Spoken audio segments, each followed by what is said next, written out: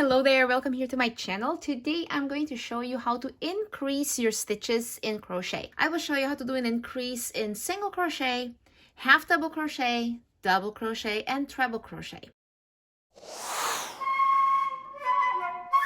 If you're following my learning how to crochet lessons, today is lesson 6. For you to check out all my lessons, go ahead and follow this playlist here on my channel. And all lessons are there with projects related to most of those lessons. You can either do all the lessons and learn how to crochet or review crochet with me, or pick some projects. They're really fun and pretty and easy to do, and do one of those.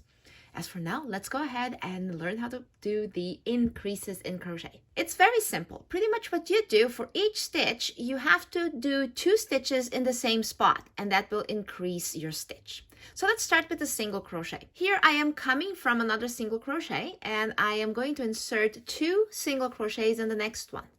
That is the increase.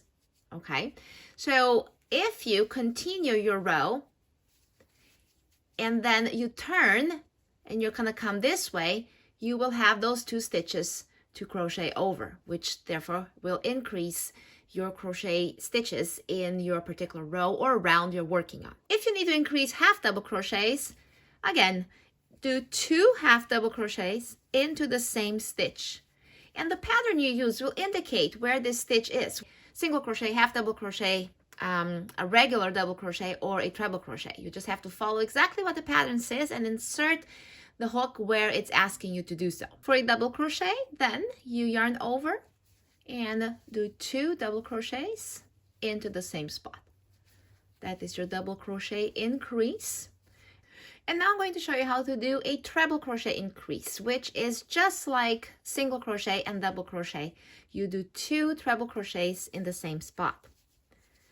There was one, and then another one. Good? So that is how you increase stitches in treble crochet.